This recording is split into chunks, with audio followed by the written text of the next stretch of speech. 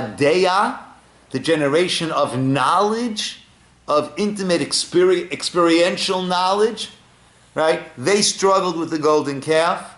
And here, this takes place at the end of the 70 years of exile, of the Babylonian exile. I mentioned a few weeks ago on Shabbos, we're rounding the 70th year of the establishment of the State of Israel. And we think for a moment, wow, 70 years is something that is so powerful in Jewish history. The whole Babylonian exile was 70 years. And when they came back and they're reading the Torah, people didn't know what they were reading. The 70 years, I said then, had done so much to deconstruct.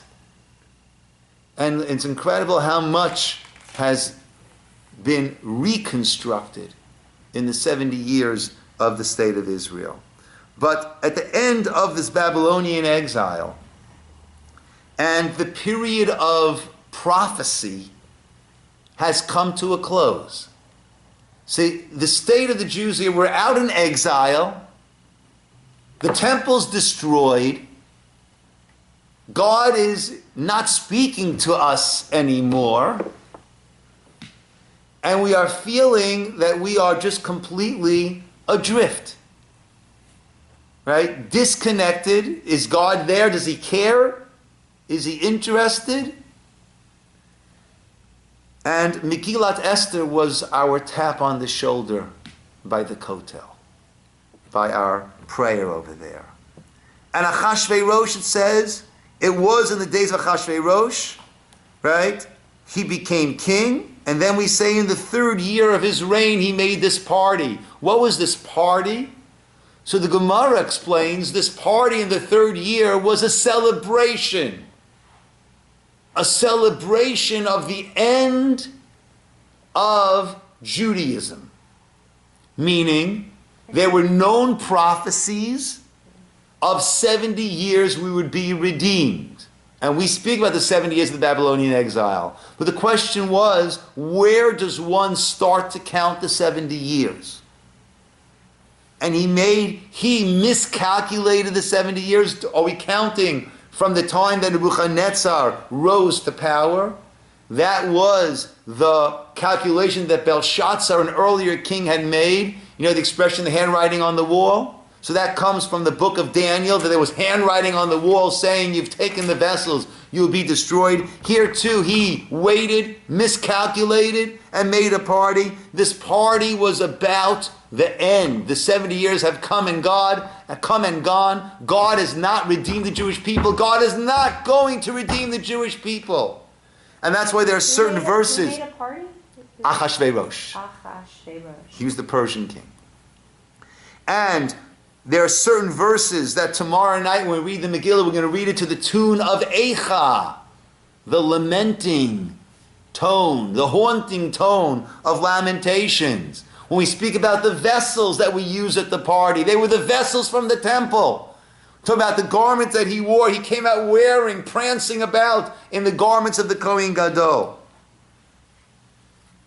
That was the state that we were in. And the Jews, the Gemara says, they asked Rosh Bar Yochai, why did the Jews of that generation, why were they on the brink of annihilation? And his answer was, Shenehenu misu'udat Achashverosh, because they enjoyed the party, the su'uda of Achashverosh. That's like the Nazi party celebrating their great accomplishments of World War II, and a Jew attending that party and saying, oh, it was a great party. We had a great time. It was wonderful. Right? That was the detachment, the coldness, between us and Hashem.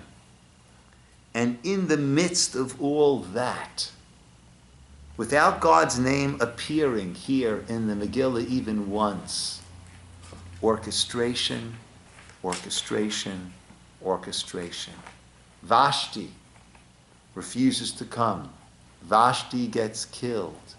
They look for another queen. Esther is chosen. Esther does not tell her nationality. Haman rises to power. Haman has the ear of Achashverosh.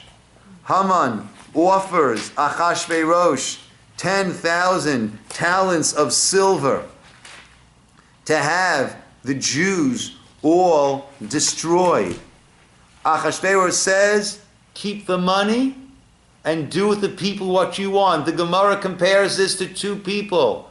One person has this big mound of earth, and he's wondering, how can I get rid of this mound of earth? Another person has this big hole in his land. They're saying, oh, if only I can get some earth to fill this up.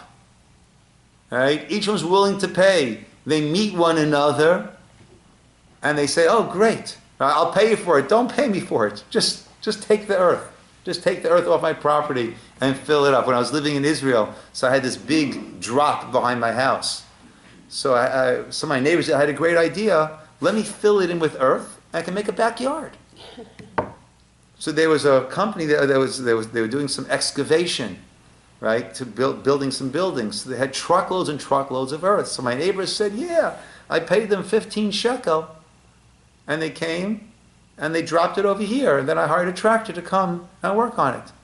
So I went to the kablan, to the contractor, and I said, I'd like to have some truckloads of earth also. The guy finished. Right? He still had, another 30, 40 truckloads of earth. Right? He said, Beseder. I said, great. I know that the guy paid 15 shekel for a truckload because it was helping this guy. He didn't have to find a place to dump it. I said, 15 shekel? 15 shekel? He says, lo, 75 shekel. Right? 75 shekel. So I said to him, lama b'shvilo, 15 b'shvili, why for him 15 and for me 75? He said, achshav yesh bikush. Now there's a demand. So I said to him, beseder, ein bikush, shalom. I said, look, fair enough. There's no demand. And I walked away. He goes, rega. Beseder, 15 shekel. I said, beseder. I said, no, Esther. No. Right? And we made a deal. Right? See, he had the land, he had the dirt he wanted to get rid of. I had the hole that I wanted to fill. And we worked it out. That was Achashverosh and Haman. Right? They both wanted this destruction. And the decree goes out. The decree goes out. And Esther is sitting pretty in the palace. And the decree goes out. Mordechai sends a message to Esther. Take a look on page 1256.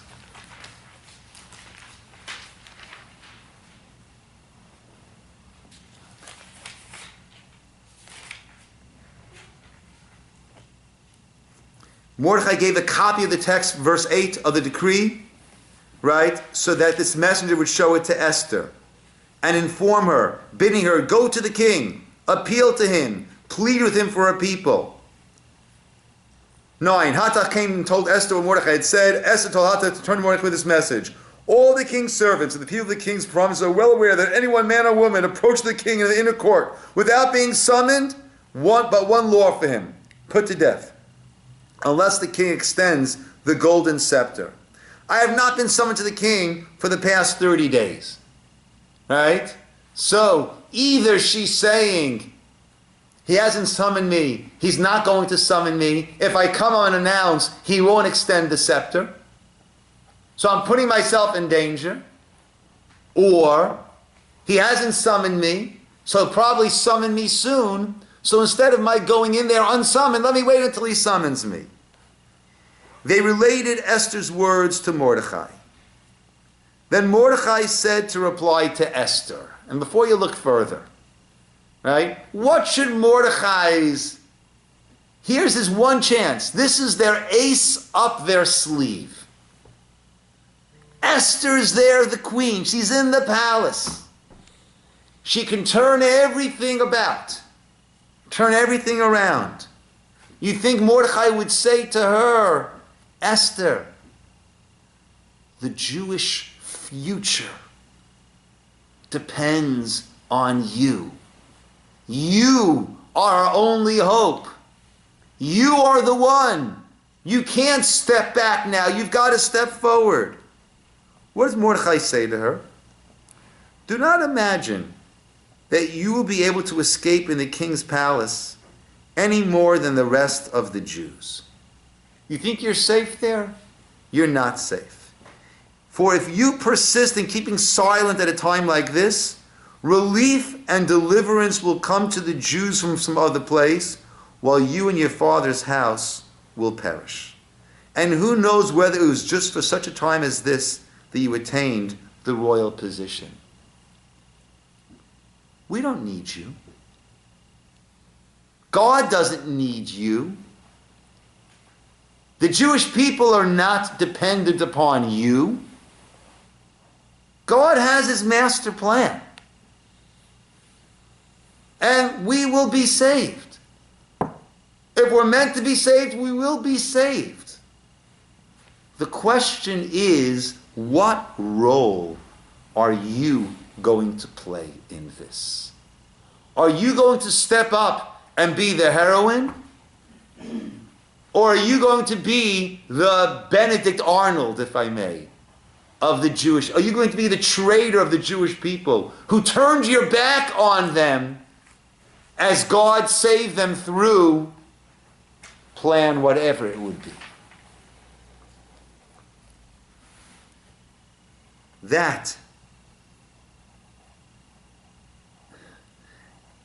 There's the master plan. We decide what role we are going to play in it. Are we on the team for? Are we on the team against? How active a role are we going to play? That's what we decide.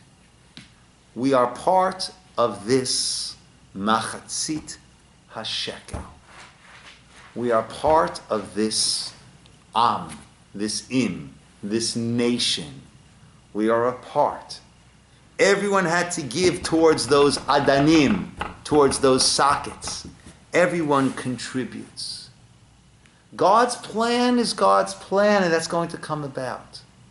What's in our hands is the role that we're going to play. And Esther says, fair enough. Get all the Jews of Shushan. Let them all fast. Let them all fast for me. 3 days. And not one of these, fast by day, eat by night, fast by day, eat by night. 3 consecutive days, 72 hours. Let me know the whole nation is behind me.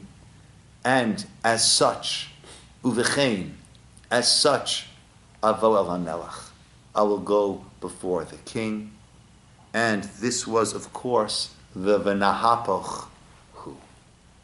How we saw that with all of the concealment. The Gemara asks, where is Esther mentioned in the Torah? Of course, Esther is not mentioned. Where is Esther alluded to in the Torah? The pasuk says, Anochi haster astir epanai michem. I will hide my face from you. Right? But when you play hide and seek with a child, right, you're there peeking through and waiting for the child to come, to identify. That's the Hester Panim, the hidden face of Hashem, which shone through, which showed us that even though we had entered this period of the end of prophecy, don't think that God is any less involved and cares any less and listens any less than he did during the time of Yetziat Mitzrayim, the Exodus, and Mount Sinai, and the prophecy that followed. And even though we're in a period of the temple being destroyed, the temple is destroyed, and we're in exile, he's there. He hasn't left us.